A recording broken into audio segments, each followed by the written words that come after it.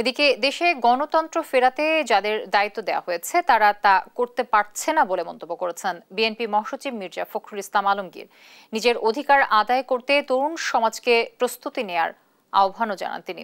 সাংগঠনিক বিভাগ চট্টগ্রাম ও কুমিল্লার সমন্বয়ে চট্টগ্রামের পলো গ্রাউন্ডে তারুণ্যের রাজনৈতিক অধিকার প্রতিষ্ঠার সমাবেশ করে বিএনপির ৩ সংগঠন ছাত্রদল, যুবদল ও স্বেচ্ছাসেবক দল। মির্জা ফখরুল আরও বলেন, শেখ হাসিনা পালিয়েছে কিন্তু তার প্রেতাত্মারা এখনো রাজত্ব প্রতিষ্ঠার ষড়যন্ত্র করছে। বাংলাদেশের মানুষ আওয়ামী লীগকে দেখতে চায় না।